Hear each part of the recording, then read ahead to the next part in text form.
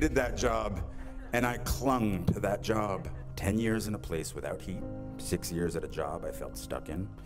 Maybe I was afraid of change. Are you?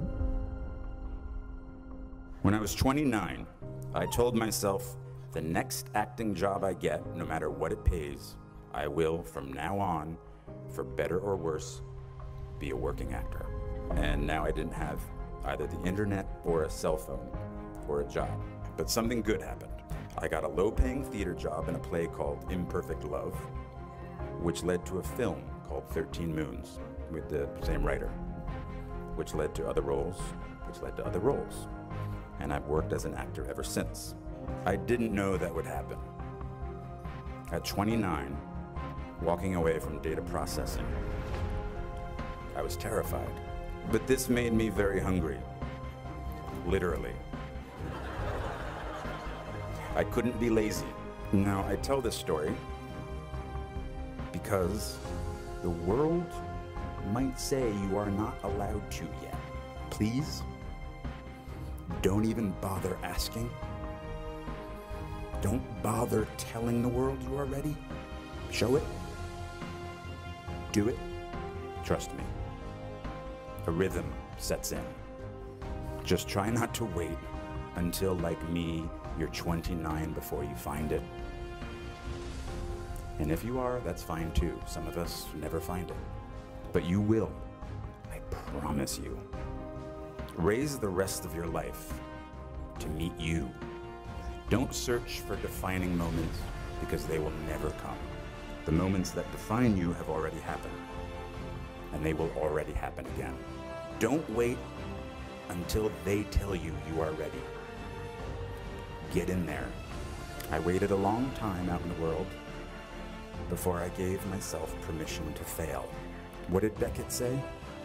Ever tried, ever failed. No matter. Try again. Fail again. Fail better. The world is yours. Treat everyone kindly and light up the night.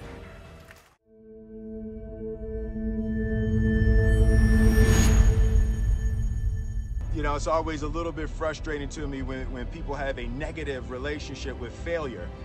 Failure is a massive part of being able to be successful. You have to get comfortable with failure. You have to actually seek failure. Failure is where all of the lessons are. You know, when you go to the gym and you work out, you're actually seeking failure. You want to take your muscles to the point where you get to failure, because that's where the adaptation is. That's where growth is. Successful people fail a lot. They fail a whole lot more than they succeed, but they extract the lessons from the failure, and they use that, the energy, and they use the wisdom to come around to the next phase of success. You gotta take a shot. You have to live at the edge of your capabilities. You gotta live where you're almost certain you're going to fail. That's the reason for practice. Practice is controlled failure. You're getting to your limit, getting to your limit, getting to your limit. You can't lift that. You can't do that. Until you get to the point that all of a sudden your body makes the adjustment, and then you can do it. Failure actually helps you to recognize the areas where you need to evolve. So fail early, fail often, fail forward.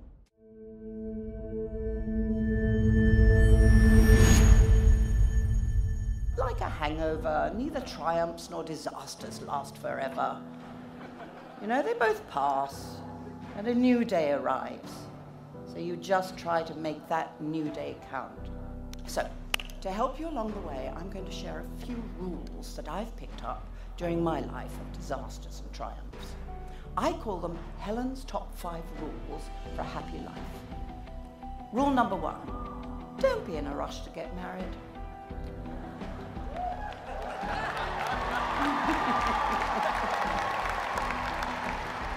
You know, I married my husband Taylor a lot later in my life, and it's worked out great. And always give your partner the freedom and support to achieve their ambitions. Number 2, treat people just like people. A long, long time ago, an actress friend of mine did the most simple thing and taught me a huge lesson. We were in the back seat of a car being driven to the location where we were filming, and she was a smoker. In those prehistoric days when you could smoke in the car. And she got out her cigarettes, and before she lit up, she offered the driver one. So simple, you know, but thoughtful. To her, he wasn't a driver person, but a person. A person who might want to smoke. Today, she'd probably be arrested for attempted murder, but that's a lesson I never forgot, and I am grateful to my actress friend to this day. So remember that every single person, whether they have dominion over your life or not, deserves equal respect and generosity. Number 3, ignore anyone who judges the way you look, especially if he or she is some anonymous creep lurking on the internet. And if you are that person lurking on the internet, stop it.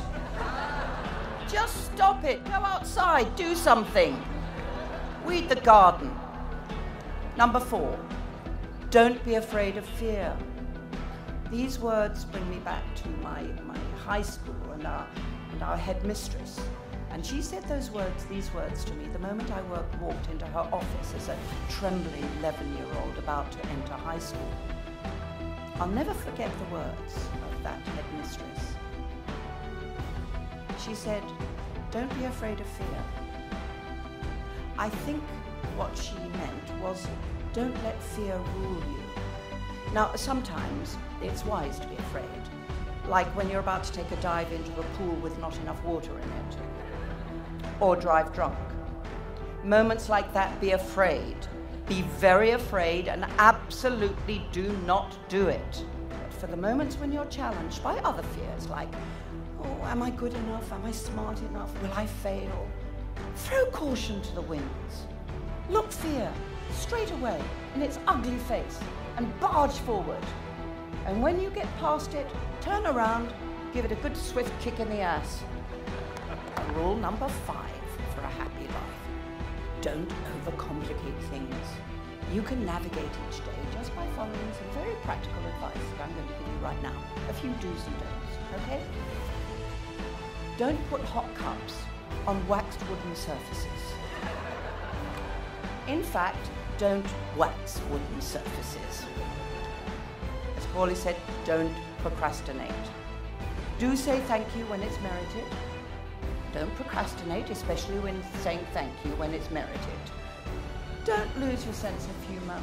I know I'm safe with that one because you're here, you're in Tulane, you guys have got a sense of humor. Do confront bullies. Don't procrastinate. Do open your heart to love. Don't confuse sex with love. You know, love generally lasts longer than 2 minutes.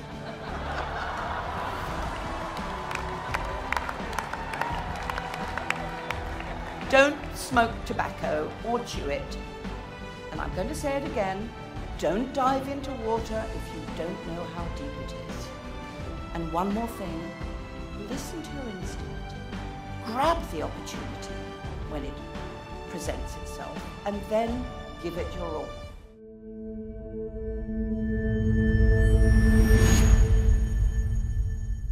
You know, as we come to the end of this phase of our life, we find ourselves trying to remember the good times and trying to forget the bad times. And we find ourselves thinking about the future. We start to worry, thinking, what am I going to do? Where am I going to be in 10 years? But I say to you, hey, look at me. Please, don't worry so much. Because in the end, none of us have very long on this earth. Life is fleeting. And if you're ever distressed, cast your eyes to the summer sky when the stars are strung across the velvety night. And when a shooting star streaks through the blackness, turning night into day. make a wish. Think of me. And make your life spectacular. I know I did.